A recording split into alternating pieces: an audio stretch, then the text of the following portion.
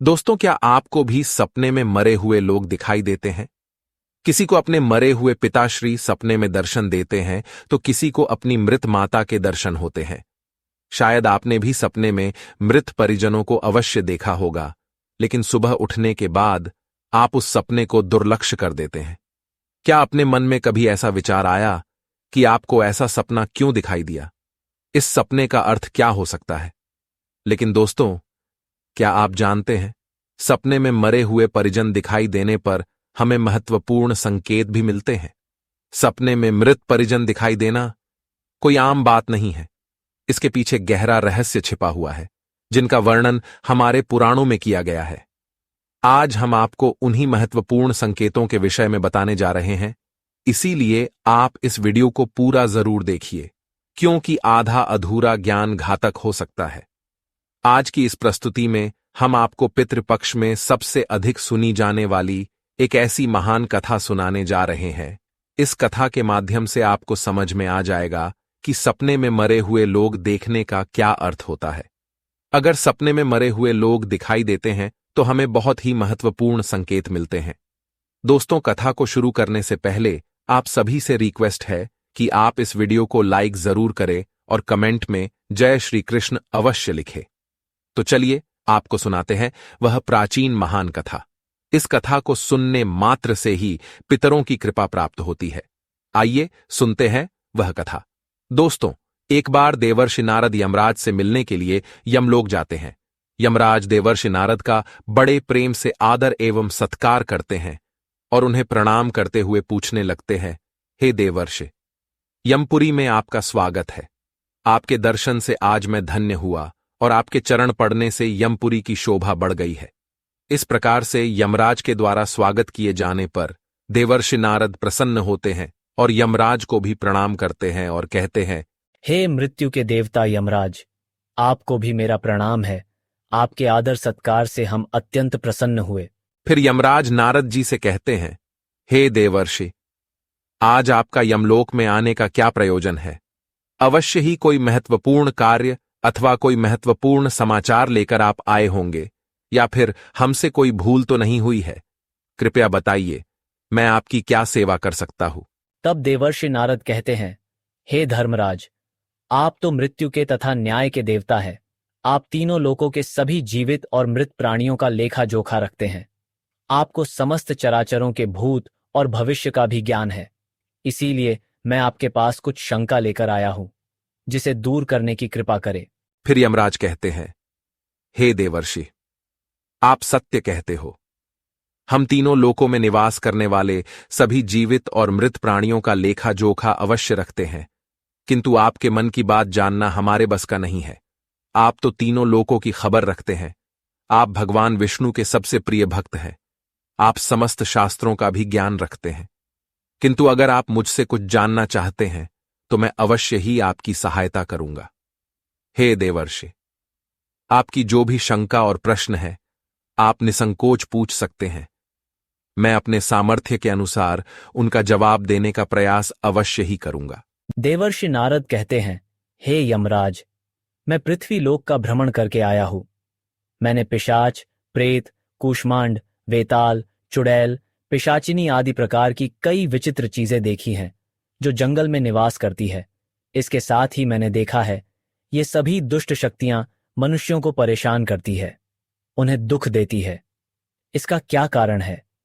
ये सभी बुरी शक्तियां मनुष्यों को क्यों परेशान करती हैं? तथा मेरे मन में अन्य एक प्रश्न है कि मनुष्य कई बार सपने में अपने पूर्वजों को देखता है, तो इसका क्या अर्थ होता है? सपने में मरे हुए लोग दिखाई देने का क्या मतलब है? इससे मनुष्य को कौन से संकेत मिलते हैं? मैं समस्त मनुष्य जाति के कल्याण के लिए इन प्रश्नों के उत्तर जानने के लिए ही आपके पास आया हूं। नारद जी के प्रश्न सुनकर यमराज कहते हैं, हे देवर्षि, आपने समस्त मानव जाति के कल्याण के लिए उचित ही प्रश्न किए हैं। मैं आपको इन सभी प्रश्नों के उत्तर अवश्य देता हूं, किंतु उससे पहले मैं आपको एक अत्यंत पवित्र कथा सुनाता हूं। इस कथा में आपको सभी प्रश्नों के उत्तर मिल जाएंगे। आप इस कथा को ध्यान से अवश्य सुने। जो भी मनुष्य इस कथा का श्रवण करता है, मैं उसके 32 अपराध माफ करता हूं। तब नारद जी कहते हैं, हे धर्मराज, आप मुझे वह महान कथा सुनाइए, मैं इसे ध्यान से सुनूंगा। तो दोस्तों, फिर यमराज देवर्षि नारद को यह महान कथा सुनाते हैं। तो चलिए आपको वह कथा सुनाते हैं। आप सभी इस कथा को ध्यान से सुनिए। एक समय की बात है, मध्य देश में एक अत्यंत शोभायमान नगरी थी, जहां पर एक सेठ अपने 4 भाइयों के साथ निवास करता था। उस सेठ का नाम धर्मण था। उसके 4 भाई सुमन, नंदन, विरचन और विभान थे। सेठ और उसके सभी भाइयों का विवाह हो चुका था और सभी बड़े प्रेम के साथ एक दूसरे के साथ रहते थे। सेठ के पास किसी चीज की कोई कमी नहीं थी। वह और उसके भाई बहुत मेहनती थे और मिलजुल कर व्यापार और खेती करते थे। पूरे नगर में सेठ के जितना कोई धनवान नहीं था। यह सारी संपत्ति सेठ को उसके पूर्वजों से ही प्राप्त हुई थी। सेठ के पूर्वज महादानी और दयावान थे।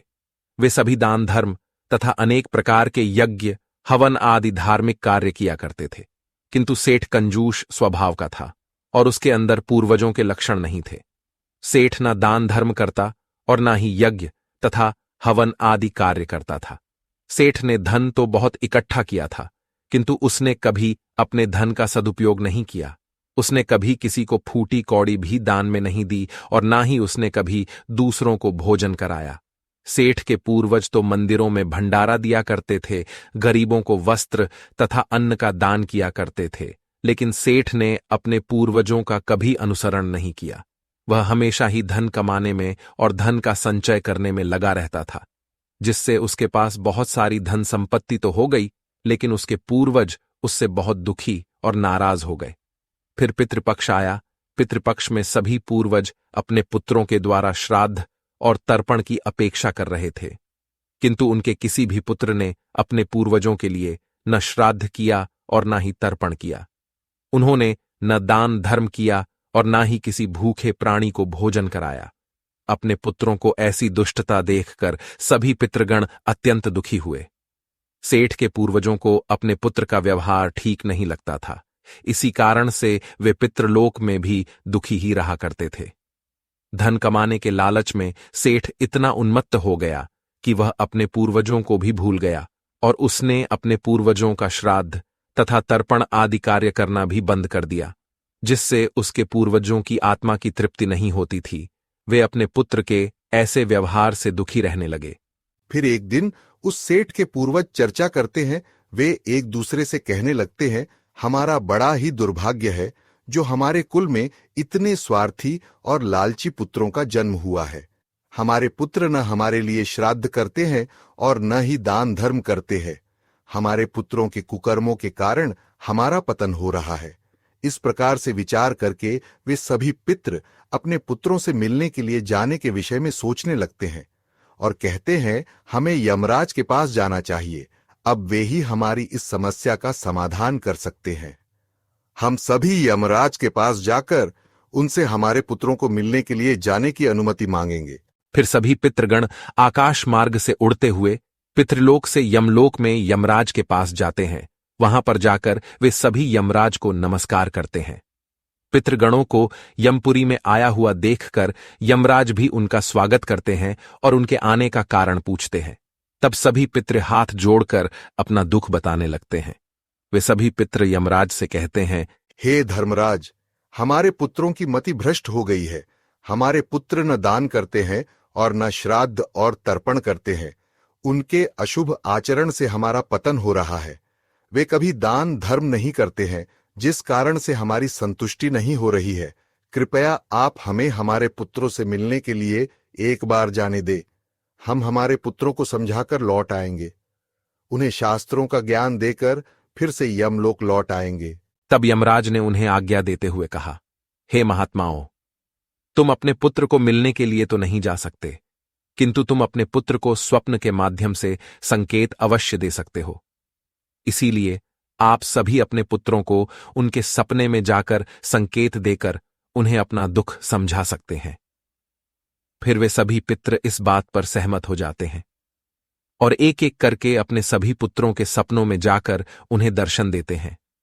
सबसे पहले वे अपने बड़े पुत्र के अर्थात उस सेठ धर्मण के सपने में उसे दर्शन देते हैं और उसे संकेत देते हैं, किंतु उनका बड़ा पुत्र उनके संकेतों को समझ नहीं पाता है। दूसरे दिन जागने पर वह उस सपने को भूल जाता है और अपने पितरों के द्वारा दिए गए संकेतों को भी नजरअंदाज कर देता है। इससे वे सभी पितृगण फिर से निराश हो जाते हैं और फिर सभी पितृगण अन्य पुत्रों के सपनों में जाकर भी उन्हें दर्शन देने लगते हैं तथा उन्हें अनेक प्रकार के संकेत भी देते हैं, लेकिन उनके बाकी पुत्र भी उन संकेतों को दुर्लक्ष्य कर देते हैं।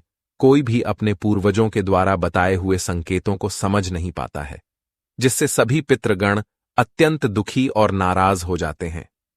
सेठ और उसके भाई धन कमाने के लालच में पूरी तरह अंधे हो चुके थे। उन्हें पूर्वजों के प्राप्त द्वारा दिव्य संकेतों का महत्व कुछ भी नहीं लगता था, किंतु पितरों के स्वप्न में दर्शन देने के कुछ ही दिनों के बाद उस सेठ को व्यापार में नुकसान उठाना पड़ता है। उसे व्यापार में बहुत ज्यादा घाटा होने लगता है, जिससे उसकी सारी धन संपत्ति नष्ट हो जाती है। सभी भाइयों में वाद विवाद और लड़ाई झगड़े होने लगते हैं। पूर्वजों द्वारा जमा की हुई सारी जमीन जायदाद को वे बेच डालते हैं और पूरी तरह से बर्बाद हो जाते हैं। सभी भाई एक दूसरे से अलग हो जाते हैं और अपना अपना पेट पालने में लग जाते हैं। उधर स्वर्गलोक में पितरों को अपने पुत्रों की ऐसी दुर्गति देखकर बहुत पीड़ा होने लगती है। सभी पितृगण अत्यंत दुखी और उदास हो जाते हैं। फिर से वे सभी यमराज के पास जाते हैं और कहने लगते हैं, हे धर्मराज, हमसे हमारे पुत्रों की ऐसी दुर्गति नहीं देखी जाती है। हमारे द्वारा किए गए सभी पुण्य कर्मों को हमारे पुत्रों ने नष्ट कर डाला है। कृपया आप कुछ ऐसा उपाय करें जिससे हमारे पुत्रों को उनकी भूल का पता चल जाए। फिर यमराज उन पितरों से कहते हैं, हे महात्माओं, तुम्हारी इस व्यथा को मैं समझता हूं। मैं तुम्हारी अवश्य ही सहायता करूंगा। मैं स्वयं तुम्हारे पुत्रों के पास जाकर उन्हें उनकी भूल के बारे में बताता हूं। फिर दोस्तों, यमराज अपने भैंसे पर सवार होकर पृथ्वी लोक पर आते हैं और उस सेठ के घर की तरफ जाने लगते हैं। जब यमराज सेठ के घर के समीप पहुंच जाते हैं, तभी वे एक साधु का रूप धारण कर लेते हैं। सबसे पहले वे उस सेठ के घर पर जाते हैं तो वह सेठ अत्यंत बीमार पड़ा हुआ होता है। द्वार पर जाकर यमराज कहने लगते हैं, भिक्षाम देही, भिक्षाम देही, क्या घर में कोई है? हे माई, तुम्हारे द्वार पर एक साधु आया है जो बड़े दूर से यात्रा करके आया है। कोई हो तो भिक्षा दो। भिक्षाम देही, भिक्षाम देही, हम देही। द्वार पर आए साधु को देखकर उस सेठ की पत्नी सुनंदा उनका स्वागत करती है और कहती है, पधारिए हे साधु महाराज, आपका स्वागत है। कहिए मैं आपकी किस प्रकार से सहायता कर सकती हूँ? वे साधु रूपी यमराज कहते हैं, हे देवी, मैं भूखा हूं और यात्रा पर निकला हूं। यदि दान में कुछ भोजन मिल जाए तो बड़ी कृपा होगी। फिर सेठ की पत्नी कहती है, ठीक है साधु महाराज, आप रुकिए, मैं अभी आपके लिए कुछ भोजन लेकर आती हूँ। सेठ की पत्नी के चेहरे पर दुख के हाव भाव देखकर वे साधु रूपी यमराज कहने लगते हैं, हे पुत्री, तुम्हारे मुखमंडल पर दुख दिखाई पड़ रहा है। अगर कोई गोपनीय बात न हो तो मुझे बताओ, तुम्हारे दुख का क्या कारण है? वह स्त्री कहती है, हे साधु महाराज, आप सत्य कह रहे हैं। पहले हम बहुत धनवान और समृद्ध थे। मेरे पति और उनके भाई सभी साथ साथ रहते थे, किंतु अचानक ही सभी भाइयों में झगड़ा हो गया। अचानक से हमारा सारा व्यापार डूब गया और हम सभी दरिद्री हो गए हैं। यह किस दोष के कारण हुआ है? कृपया आप हमें बताइए। तब साधु कहता है, हे पुत्री, तुम्हारे घर में पितृ दोष है। उसी कारण से तुम्हारे पति की यह दशा हुई है। तुम्हारे पति के कर्मों के कारण उसके पूर्वज रुष्ट हुए हैं। साधु की बात सुनकर वह सेठ वहां पर आता है और साधु से पूछने लगता है, हे साधु महाराज, कृपया मुझे बताइए, मैंने ऐसा कौन सा पाप किया है जो मेरा सब कुछ बर्बाद हो गया? मेरे भाई भी मुझे छोड़कर चले गए और मैं बीमार पड़ गया। तब वह साधु कहते हैं, हे पुत्र, तुमने अपने पूर्वजों को नाराज किया है। तुम्हारे पूर्वजों ने जो संपत्ति और पुण्य अर्जित किया था, उसे तुमने और तुम्हारे भाइयों ने नष्ट कर दिया। इसी कारण से तुम्हारी यह दुर्गति हुई है। तुम लोगों ने अपने पितरों का श्राद्ध नहीं किया, उनका तर्पण नहीं किया। इसी कारण से तुम्हारे सभी पूर्वज तुमसे रुष्ट हो गए हैं। तुम्हारे पूर्वजों ने सपने में आकर तुम्हें कई महत्वपूर्ण संकेत दिए थे, किंतु तुमने उन संकेतों को दुर्लक्ष्य कर दिया और अपने पूर्वजों को अपमानित किया है। यही कारण है कि तुम्हारा सारा वैभव नष्ट हो चुका है। इस प्रकार से उस साधु के द्वारा बताने पर उस सेठ को सब कुछ पता चल जाता है। उसे याद आता है कि उसके सपने में उसके पूर्वजों ने उसे दर्शन दिए थे। वह सेठ उस साधु से कहता है, हे साधु महात्मा, आप सत्य कह रहे हैं। हमारे पूर्वजों ने हमें सपने में दर्शन अवश्य दिए थे, किंतु हम उनके द्वारा दिए गए संकेतों को समझ नहीं पाए। कृपया आप मुझे सपने में पूर्वजों को देखने पर क्या संकेत मिलते हैं, इस बारे में बताइए। फिर वह साधु कहते हैं, हे पुत्र, अब तुम ध्यान से सुनो। मैं तुम्हें सपने में पूर्वज दिखाई देने पर मिलने वाले संकेतों के बारे में बताता हूं। साधु रूपी यमराज कहते हैं, हे पुत्र, यदि पितरों का उद्धार नहीं होता है तो वे प्रेत योनि में ही मृत्यु लोक पर भटक रहे होते हैं। वे भूख प्यास से व्याकुल होकर अपने परिवारजनों के घर में प्रवेश करते हैं। सुनो वत्स, अब मैं तुम्हें उन सभी संकेतों के बारे में बताता हूं जो तुम्हें ध्यान में रखना चाहिए। यमराज ने साधु के वेश में सेठ को बताया, यदि तुम अपने सपने में अपने पूर्वजों को भूख और प्यास से व्याकुल देखते हो तो यह संकेत अत्यंत महत्वपूर्ण है। इसका तात्पर्य यह है कि तुम्हारे पितृ अभी भी प्रेत योनि में भटक रहे हैं। इसका कारण यह है कि उनके लिए उचित रूप से श्राद्ध कर्म और तर्पण नहीं किया गया है। वे अब भी अपने परिवार से आहार और जल की प्रतीक्षा कर रहे हैं।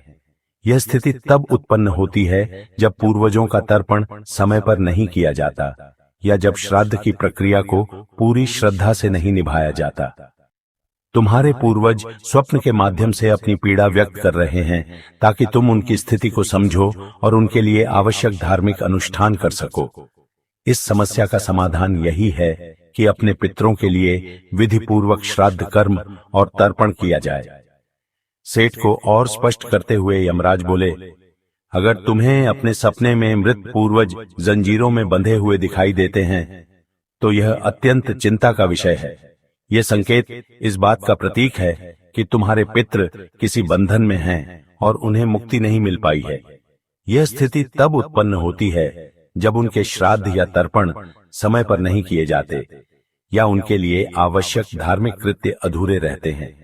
यह दर्शाता है कि पितरों की मुक्ति में बाधाएं उत्पन्न हो रही हैं।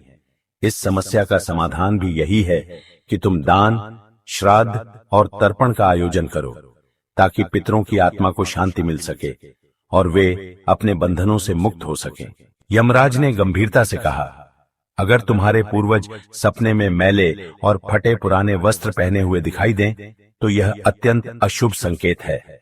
यह इस बात का प्रतीक है कि तुम्हारे पितृ अत्यधिक दुखी और पीड़ित हैं। वे प्रेत योनि में भटक रहे हैं और उनकी आत्मा को शांति प्राप्त नहीं हो पा रही है। यह तब होता है जब उनके लिए श्राद्ध कर्म, तर्पण और पिंडदान नहीं किया जाता। इसलिए जब भी इस प्रकार का सपना आए, अपने पूर्वजों की आत्मा की शांति के लिए तुरंत पिंडदान और तर्पण करना अनिवार्य होता है। सेठ से बात करते हुए यमराज ने समझाया, अगर तुम्हारे पूर्वज सपने में तुमसे कुछ मांगते हुए दिखाई दें तो यह इस बात का संकेत है कि उनकी कोई अधूरी इच्छा बाकी रह गई है। उनके जीवन काल की कोई अभिलाषा अधूरी रह गई थी जो उन्हें मुक्ति प्राप्त करने में बाधा डाल रही है। ऐसे सपनों में यह देखना महत्वपूर्ण है कि वे किस प्रकार की वस्तु की मांग कर रहे हैं। तुम्हें उस वस्तु या उसकी समरूप चीज का दान करना चाहिए ताकि उनके अधूरे कार्य पूर्ण हो सकें और उनकी आत्मा को शांति प्राप्त हो सके। जब उनकी इच्छाएं पूरी हो जाती हैं तो वे प्रेत योनि से मुक्ति पा लेते हैं। यमराज ने सेठ की ओर देखते हुए कहा, यदि सपने में तुम्हारे पूर्वज तुम्हारे सिर पर हाथ फेरते हुए दिखाई दें तो यह अत्यंत शुभ संकेत होता है। इसका अर्थ यह है कि तुम्हारे पूर्वज तुमसे अत्यधिक प्रसन्न हैं और तुम्हें अपना आशीर्वाद दे रहे हैं। ऐसे सपने इस बात का प्रतीक होते हैं कि तुम्हारे जीवन में कुछ अच्छा होने वाला है और तुम्हारे पूर्वज सदैव तुम्हारे साथ रहकर तुम्हारी रक्षा कर रहे हैं। यह संकेत तुम्हारे पितरों की प्रसन्नता का प्रतीक है जो उनके आशीर्वाद के रूप में प्रकट हो रहा है। यमराज ने समझाया, अगर तुम्हारे पूर्वज सपने में तुम्हारी ओर हाथ बढ़ाते हुए दिखाई दें तो यह अत्यंत शुभ संकेत है। इसका अर्थ यह है कि तुम्हारे पितृ तुम्हारे प्रयासों से संतुष्ट हैं और तुम्हें जीवन में सफलता मिलेगी। ऐसे सपने दिखना यह दर्शाता है कि तुम्हारे पितृ तुम्हारे साथ हैं और वे तुम्हारी उन्नति और सफलता के लिए आशीर्वाद दे रहे हैं।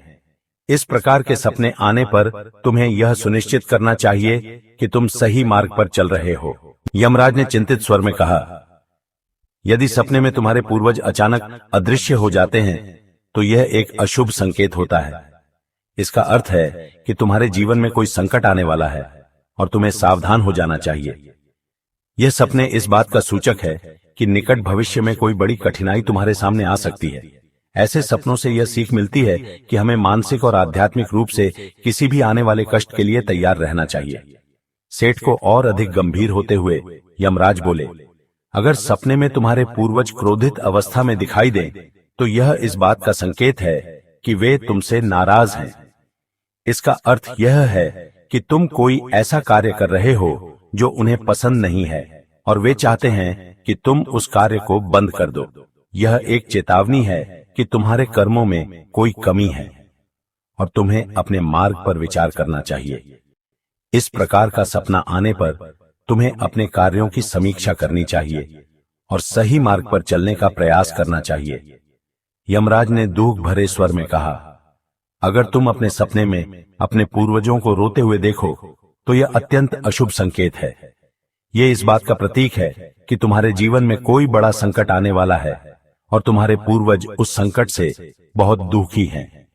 ये सपने इस बात की चेतावनी देते हैं कि तुम्हें सतर्क हो जाना चाहिए और ईश्वर की भक्ति में मन लगाना चाहिए ताकि उस संकट से तुम्हारी रक्षा हो सके। यमराज मुस्कुराते हुए बोले, यदि सपने में तुम्हारे पूर्वज स्वस्थ, प्रसन्न और तेजस्वी दिखाई दें तो यह अत्यंत शुभ संकेत है। इसका अर्थ है कि तुम्हारे पितरों को मुक्ति मिल चुकी है और वे तुमसे प्रसन्न हैं। ऐसे सपने इस बात का संकेत होते हैं कि तुम्हारे पितृ तुम्हें आशीर्वाद दे रहे हैं और तुम्हारे जीवन में सुख, शांति और समृद्धि आने वाली है। यह संकेत यह दर्शाता है कि तुम सही मार्ग पर हो और तुम्हारे पूर्वज तुम्हारी प्रगति से संतुष्ट हैं। यमराज ने चेतावनी भरे स्वर में कहा, अगर पितृपक्ष के दौरान तुम्हें सपने में घोड़ा, हाथी, बैल या कोई विकृत मनुष्य दिखाई दे तो यह इस बात का संकेत है कि तुम्हारे पितरों की मुक्ति नहीं हुई है और वे अब भी प्रेत योनि में भटक रहे हैं। यह इस बात का भी संकेत है कि वे तुमसे अत्यंत दुखी हैं। ऐसे संकेत मिलने पर तुम्हें तुरंत पितरों की संतुष्टि के लिए दान और श्राद्ध करना चाहिए ताकि उनकी आत्मा को शांति मिल सके। अंत में यमराज बोले, यदि तुम्हें सपने में कोई जानवर जैसे कुत्ता, बैल, गाय या अन्य पशु मनुष्य की तरह बात करते हुए दिखाई दें तो यह अत्यंत विचलित करने वाला संकेत है। इसका अर्थ यह है कि तुम्हारे पितरों की आत्मा को शांति नहीं मिल रही है। यह इस बात का संकेत है कि तुमने उनके लिए आवश्यक धार्मिक कृत्य अधूरे छोड़े हैं।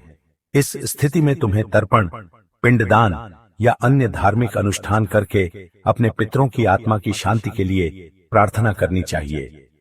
तब वह साधु कहता है, हे पुत्र, यदि तुम्हें भी इस प्रकार के सपने दिखाई पड़े हैं तो तुम्हें अपने पूर्वजों को प्रसन्न करने के लिए दान, धर्म, तर्पण, श्राद्ध आदि कर्म करने चाहिए, जिससे तुम्हारे सभी कष्ट दूर होंगे। उस साधु की बात सुनकर उस सेठ को अपनी गलती का एहसास हो जाता है और वह तुरंत ही अपने भाइयों के पास जाता है और उन्हें साधु के द्वारा बताई हुई बात बता देता है। फिर सभी भाइयों को समझ में आ जाता है कि उनके पूर्वज उन्हें सपने में आकर संकेत दे रहे थे। फिर वे सभी भाई मिलकर नदी के तट पर जाते हैं और अपने पूर्वजों के लिए श्राद्ध, तर्पण, दान, धर्म आदि कार्य करते हैं और अपने पितरों को संतुष्ट करते हैं। फिर एक दिन उनके पूर्वज उनके सपने में आकर उन्हें दर्शन देते हैं और उन्हें नाना प्रकार के संकेत देते हैं। वे सभी संकेत शुभ होते हैं। अपने पितरों के द्वारा शुभ संकेत प्राप्त होने पर उन सभी भाइयों का जीवन खुशियों से भर जाता है। उनके सभी रोग और दोष समाप्त होते हैं। वे फिर एकजुट होकर रहने लगते हैं और खूब तरक्की करते हैं। यमराज नारद जी से कहते हैं, हे देवर्षि, जब मनुष्य के पूर्वज संतुष्ट हो जाते हैं तब मनुष्यों को अनेक प्रकार के संकेत प्राप्त होते हैं। अब मैं तुम्हें उन शुभ संकेतों के विषय में बताता हूं। यदि सपने में मृत परिजन सिर पर हाथ फिराते हुए दिखाई देते हैं। इस सपने का अर्थ यह है कि वे बहुत अधिक प्रसन्न हैं। पूर्वज यह संकेत दे रहे हैं कि उस मनुष्य के जीवन में कुछ बहुत ही अच्छा होने वाला है। यदि पूर्वज मनुष्य की ओर हाथ बढ़ाते हुए दिखाई देते हैं तो पूर्वज यह संकेत दे रहे हैं कि मनुष्य जो भी काम कर रहे हैं उससे वे संतुष्ट हैं और उसे उस कार्य में अवश्य ही सफलता प्राप्त होगी। यदि सपने में पूर्वज स्वस्थ दिखाई देते हैं, उनके मुखमंडल पर तेज दिखाई देता है और उनके वस्त्र चमकीले और सफेद रंग के होते हैं, तो उन पितरों को मुक्ति मिल चुकी है, ऐसा समझना चाहिए। अगर सपने में पूर्वज दूर आकाश में बादलों पर बैठे हुए दिखाई देते हैं तो यह शुभ संकेत है। मनुष्य के पूर्वज अत्यंत प्रसन्न है और उसे आशीर्वाद दे रहे हैं। इस प्रकार से उन सभी भाइयों को पूर्वजों के द्वारा शुभ संकेत प्राप्त होते हैं और उनका खोया हुआ सारा धन और संपत्ति उन्हें वापस मिल जाते हैं और सभी भाई मिलजुल कर एक साथ रहने लगते हैं और सुखपूर्वक 100 वर्षों तक जीवन व्यतीत करके दिव्य विमानों में बैठकर पितृलोक चले जाते हैं। तो दोस्तों, इस प्रकार से यमराज ने देवर्षि नारद को पितरों के द्वारा मिलने वाले संकेत बताए हैं। आपको यह कथा कैसी लगी कमेंट करके जरूर बताएं। जानकारी अच्छी लगी तो वीडियो को लाइक करें और कमेंट में जय श्री कृष्ण जरूर लिखें। साथ ही चैनल को सब्सक्राइब करें। आप सभी का धन्यवाद।